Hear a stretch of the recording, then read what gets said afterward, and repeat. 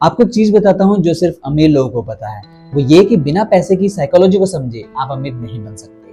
पर इसे समझना या जानना इतना मुश्किल नहीं है, पर इसे लॉन्ग टर्म में अप्लाई करते रहना वो मुश्किल है। तो आज इस वीडियो में हम देखेंगे the psychology of money book summary, जिसे लिखा है मॉर्गन हाउसल ने, और समझेंगे कि कैसे हम पैसे की साइकोलॉजी को समझ के और यूज करके अपने गोल्स की तरफ को आगे बढ़ सकते हैं। हेलो दोस्तों, welcome back to our trade. आगे बढ़ने से पहले चैनल को सब्सक्राइब कर लीजिए। तो चलते हैं लेसन नंबर फर्स्ट पे। इस लेसन का जो पहला मैसेज है वो यही है कि मनी मैनेजमेंट और इन्वेस्टमेंट में सबसे बड़ा एसेट होता है patience. The psychology of money book में मॉर्गन हाउसल कहते हैं कि फाइनेंशियल सक्सेस कोई ओवरनाइट प्रोसेस नहीं है, ये एक मैराथन है, स्प्रिंट नहीं है। इनके पर्सपेक्टिव से अगर आप अपने फाइनेंशियल डिसीजन को लॉन्ग ड्यूरेशन के लिए देखते हैं, लॉन्ग टर्म में सोचते हैं, तो जो शॉर्ट टर्म फ्लक्चुएशन है या मार्केट के अप्स एंड डाउन्स है उनसे आप बच सकते हैं। इस अप्रोच को समझने के लिए सबसे बड़ा फायदा ये है कि जो हमारे डिसीजन है वो इमोशनल ना होके, इम्पल्सिव ना होके, कैलकुलेटेड और थॉटफुल होते हैं।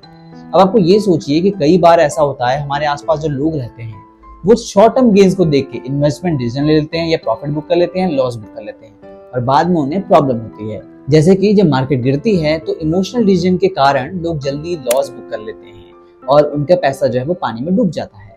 तो ऑथर यहाँ पे एक चीज एम्फेसाइज करते हैं कि मार्केट का जो अनप्रेडिक्टेबल नेचर है ना, उसको समझकर हमेशा हमें लॉन्ग टर्म ही सोचना चाहिए। आप लोग भी सोचिए कि क्या आप अपने फाइनेंशियल जर्नी में पेशेंस और कंसिस्टेंट विजन लेके चल रहे हैं। अगर नहीं तो ये आपके लिए एक ऐसा सिग्नल है जो आपको अपने फ्यूचर प्लान्स को रिवाइज करने के लिए इंस्पायर कर सकता है। तो ये लेसन हमारे लिए एक स्ट्रॉन्ग रिमाइंडर है कि इमीडिएट ग्रेटिफिकेशन से हट के लॉन्ग टर्म ग्रोथ और स्टेबिलिटी पर फोकस करना चाहिए। हर सेटबैक में एक लेसन होता है जो आपको और भी रेजिलेंट बनाता है। बस आपको ये याद रखना है कि पेशेंस का मतलब ये नहीं है कि कभी भी एक्शन नहीं लेना, बल्कि ये है कि जब एक्शन लें तो वो पूरी सोच विचार के साथ लें।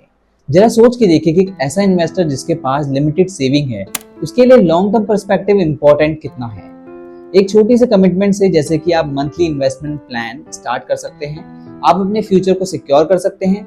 लेकिन इसके लिए जो सबसे जरूरी है वो है पेशेंस रखें, और दूसरी चीज की मार्केट के जो शॉर्ट टर्म वॉलेटिलिटी से डरे नहीं। ये लेसन सिर्फ एक फाइनेंशियल एडवाइस नहीं है, बल्कि एक लाइफ फिलॉसफी भी हो सकता है। और अगर आप सोच रहे होंगे कि इस अप्रोच को आप प्रैक्टिकली इंप्लीमेंट कैसे करें, तो सबसे पहले आपको करना है कि अपने फाइनेंशियल गोल्स को क्लियर रखो। चाहे वो रिटायरमेंट प्लानिंग हो, बच्चों के एजुकेशन हो, प्रॉपर्टी बाइंग हो, या फिर कुछ भी बाइंग हो।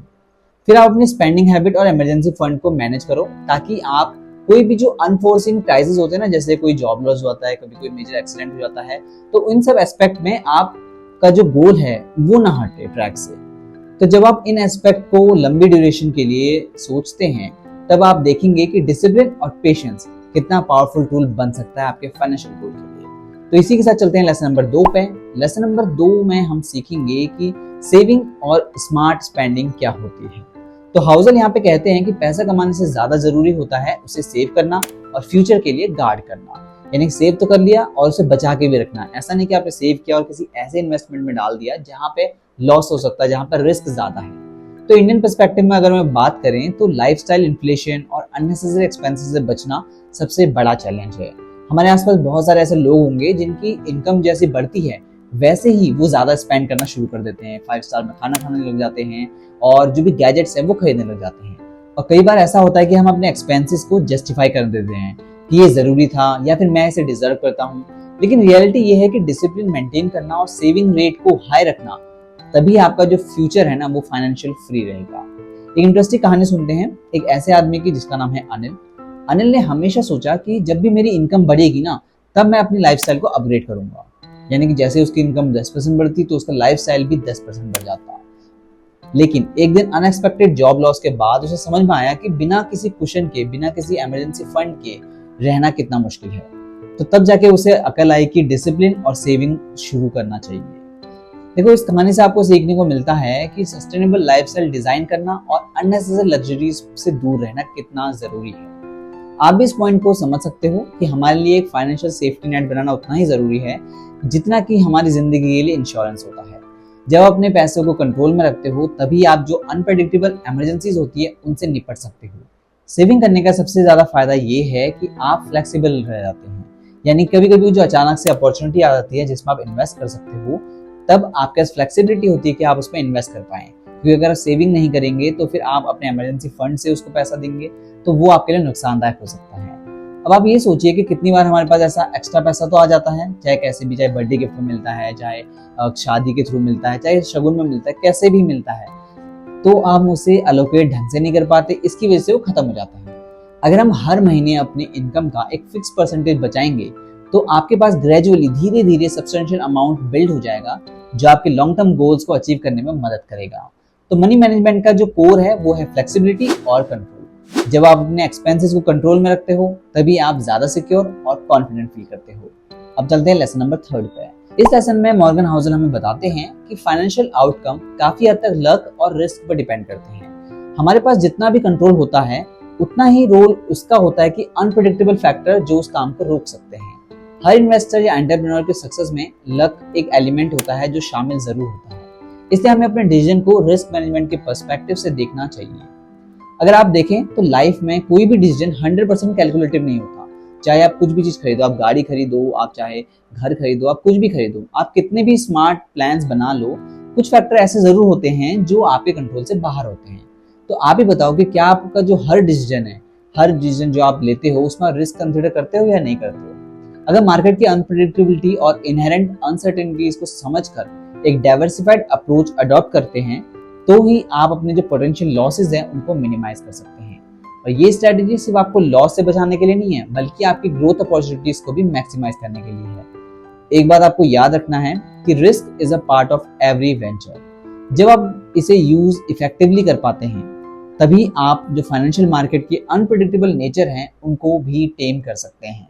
आप सभी को एक छोटा सा चैलेंज देता हूँ कि आप आज अपने पोर्टफोलियो का रिव्यू करो और उसमें देखो कि कौन से एरियाज पे या कौन से स्टॉक्स में आप बेटर रिस्क मैनेज कर सकते हो। आप अपने डिसीजन मेकिंग प्रोसेस को जितना आइटरेट करोगे, मार्केट के अप्स एंड डाउन्स को समझ लोगे और अपने स्ट्रेटेजीज को एडजस्ट करोगे, तभी आप अडेप्टेबल बनोगे, तभी आप जो है आपका फाइनेंशियल फ्यूचर जो है वो सिक्योर होगा। अब बात करते हैं लेसन नंबर 4 की। इस लेसन का जो सेंट्रल आइडिया है वो है कंपाउंडिंग का मैजिक। जब हम बात करते हैं कंपाउंडिंग की तो ये सिर्फ कोई मैथमेटिकल फेनोमेना नहीं है या कोई कैलकुलेशन नहीं है, बल्कि एक फिलॉसफी है जो लाइफ में हर जगह काम आती है। ये चीज कंसिस्टेंसी से शुरू होती है और छोटी छोटी इन्वेस्टमेंट अगर लॉन्ग टर्म में चलती हैं तो एक्सपोनेंशियली ग्रो कर सकती हैं। कंपाउंडिंग के प्रोसेस को समझना आपके लिए एक रेवोल्यूशनरी टूल बन सकता है।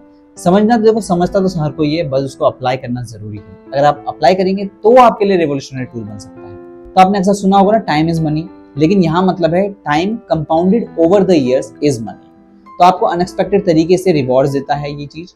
ये प्रोसेस बिल्कुल वैसे ही है जैसे एक छोटा सा बीज होता है, आप उसे धूप, पानी और बहुत सारे खाद वगैरह देते हैं, तब जाके वो बड़ा पेड़ बनता है और आपको फल देता है। अब आप भी सोचिए कि अगर आप अपने डेली मंथली हैबिट्स में कंसिस्टेंसी ला सकते हैं तो चाहे कितना भी छोटा इन्वेस्टमेंट क्यों ना हो, वो टाइम के साथ आपके लिए एक सब्सटेंशियल एसेट बन जाता है।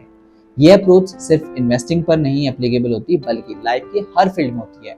चाहे वो कोई आप नया स्किल सीख रहे हो या फिर पर्सनल रिलेशनशिप हो, कंसिस्टेंसी से आप छोटे छोटे इंप्रूवमेंट्स को एक्यूमुलेट करते हो और जो एक दिन आपके लिए बड़ा फर्क ला सकता है। हर रोज के मार्केट के फ्लक्चुएशन से घबराने की जरूरत नहीं है, क्योंकि कंपाउंडिंग आपके पेशेंस और कंसिस्टेंसी का इनाम देता है।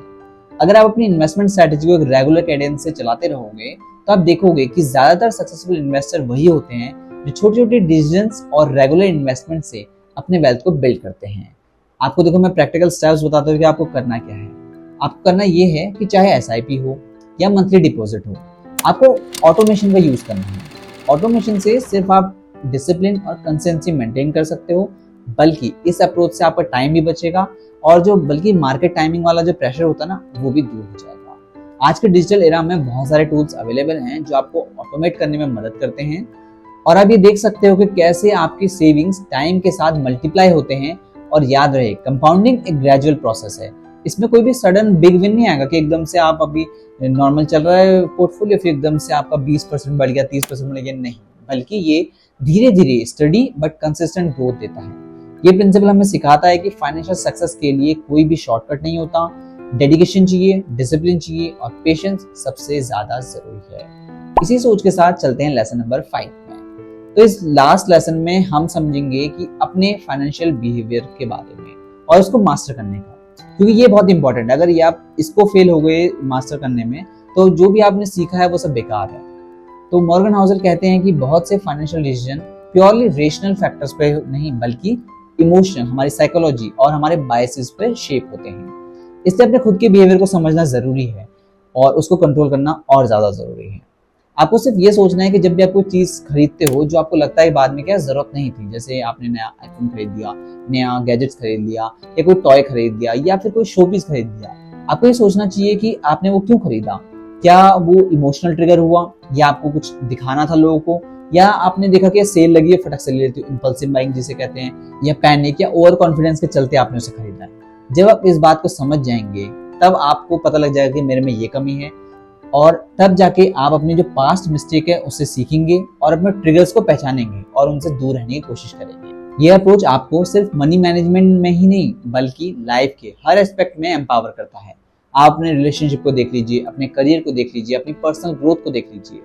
अगर आप उसको ध्यान से समझेंगे, हर चीज इसी कॉन्सेप्ट पे काम करती है कि आपको अपने आप को समझना होगा, अपने ट्रिगर्स को समझना है कि मैं ये गलती क्यों करता हूँ, तब जाके आप उसको सॉल्व कर सकते हैं। तो अपने डेली फाइनेंशियल डिसीजन को एक एक बार सेल्फ रिफ्लेक्ट करो। इससे आप धीरे धीरे एक इमोशनली रेजिलेंट इन्वेस्टर बन जाओगे। और याद रखो, इस जर्नी में आप अकेले नहीं हो। बहुत से फाइनेंशियल एक्सपर्ट और साइकोलॉजिस्ट ने रिसर्च किया है कि कैसे इमोशनल इंटेलिजेंस और सेल्फ डिसिप्लिन से इन्वेस्टर बिहेवियर इंप्रूव होता है। ये एक साइंटिफिक अप्रोच है और रिसर्च फाइंडिंग्स ये दिखाते हैं कि काम रेशनल माइंडसेट से आप ना सिर्फ लॉस को मिनिमाइज करते हो बल्कि बेटर डिसीजन लेते हो हर चीज में। और इस चीज के लिए हम कुछ टूल्स बना रहे हैं जो आपको बजट बनाने में मदद करेगा, आपके गोल प्लानिंग में मदद करेगा, उन्हें अचीव करने में भी मदद करेगा। वो बेसिकली आपको ये भी बताएगा कि आपका जो फाइनेंशियल ट्रिगर है वो क्या है, आप उसको कैसे चेंज कर सकते हो। तो इस लेसन में हमने देखा long term patience, smart saving, risk management, magic of compounding और इमोशनल इंटेलिजेंस। अगर आप इन पांचों चीजों को समझ जाते हैं और इनको अप्लाई करना शुरू कर देते हैं आज से, तो आज से 5 साल के बाद आपके जो भी गोल्स हैं जिनको आप फोकस लेके काम कर रहे हो वो जरूर अचीव होंगे। और अगर आपको ये वीडियो अच्छी लगी हो तो चैनल को सब्सक्राइब करो।